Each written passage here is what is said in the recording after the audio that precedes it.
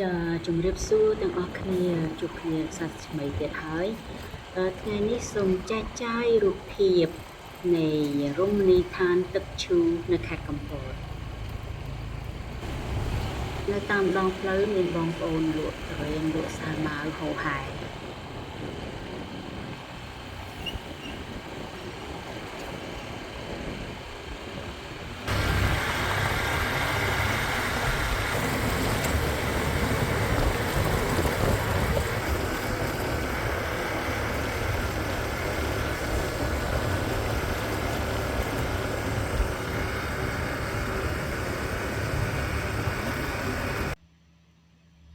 ប្រហែលជាទាំងអស់គ្នាដឹងហើយនៅស្រុកទឹកឈូហ្នឹងសម្បូរ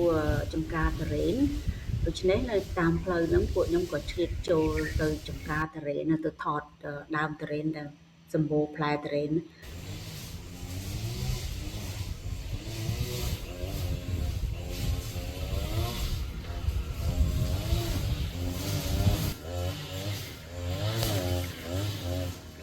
រួចហើយយើងក៏ទៅលេងរមណីយដ្ឋានធម្មជាតិកោះស្នេហ៍តាលុនសូមជម្រាបថាកន្លែងហ្នឹងមានផ្លូវចូលពីរផ្លូវចូលទី1វារៀងចុះទៅផ្លូវចោតបន្តិចយើងទៅចូលផ្លូវទី2វិញវាមិនសូវចោត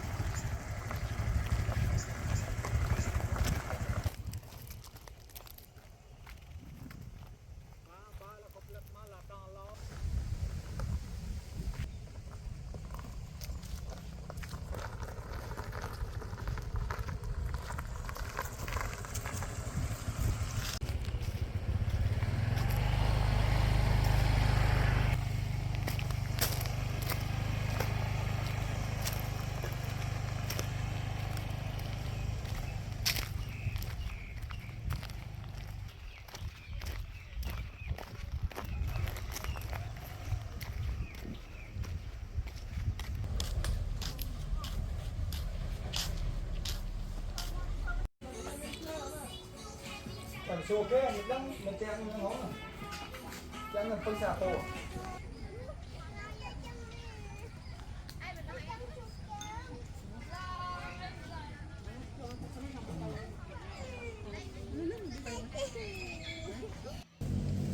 កន្លែងគាត់មានកញ្ចុះច្រើនណាកញ្ចុះមួយគាត់ជួលដូចជា28000មិនសូវចាំដែរប៉ុន្តែបើយើងហៅម្ហូបពីរមុខគាត់អត់គិតថ្លៃកញ្ចុះទេគឺថ្លៃកញ្ចុះគាត់អត់ទេ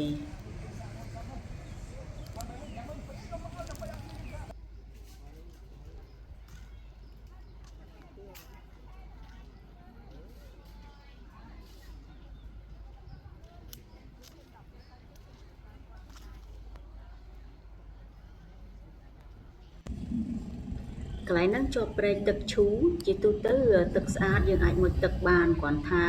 មុនម៉ោង2វាអត់សូវមានទឹកទេព្រោះអីមានក្រុមហ៊ុនធ្វើអគ្គិសនីនៅលើគេបិទទឹកដល់ពេលម៉ោង2គេចាប់បើកទ្វារទឹកឲ្យទឹកហូរមកដល់ចឹងទៅក្រោយពីម៉ោង2បានទឹកច្រើនស្រួលមុជ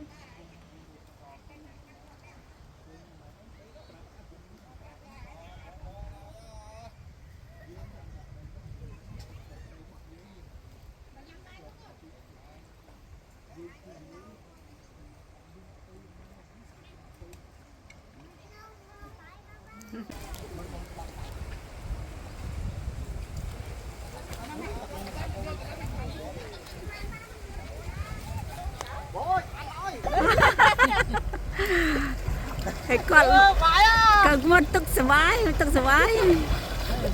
អមនិយាយមកទឹកសបាយមកទឹកតែគាត់នាំប្រពន្ធនាំកូនមកលេងទឹកឈូនឹងដែរគាត់មុជទឹកសបាយគាត់ចូលចិត្តទឹកហើយគាត់អត់ស្គាល់ខ្ញុំទេមិនដែលស្គាល់ទេប៉ុន្តែគាត់ចិត្តល្អគាត់ហៅឲ្យញ៉ាំបាយជាមួយគាត់ហៅប្តីខ្ញុំឲ្យវិយាឲ្យអីណាចិត្តល្អ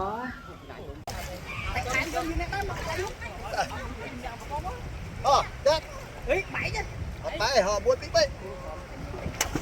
ល់ណាហោណាដល់ជិះបែកទេចាត់1 2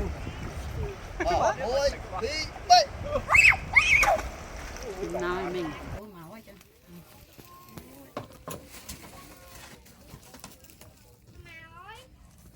អូយអាចោលណាឯណាក្មួយមានធុងសម្រាប់ហ៎ក Qua mấy kiện chung vô đặt xe ôi thầy thông đó nó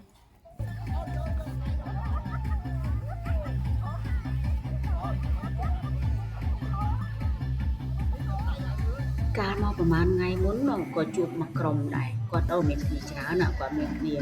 មានកូនមានចៅគាត់រាប់ទៅប្រហែលជាង2នាក់ហ្នឹងអូគាត់សប្បាយគាត់ច្រៀងផងហើយគាត់ឃើញពួកពី2នាក់ដែលប្រពន្ធហងគាត់ហៅឲ្យប្រសាបាយជាមួយគាត់គាត់យកពជាមកឲ្យប្តីខ្ញុំគាត់រំជាមួយអីគាត់សប្បាយឃើញគាត់អញ្ចឹងណា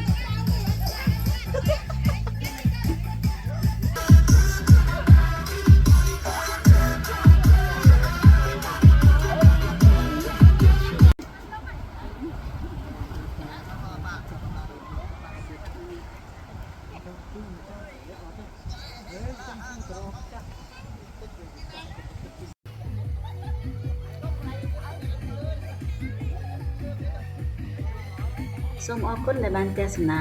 បើសិនមានពេលទន្លេសូមកុំភ្លេចនាំគ្នាមកលេងទឹកឈូមានគ្នាកាន់តែច្រើនកាន់តែសប្បាយចា៎ជំរាបលា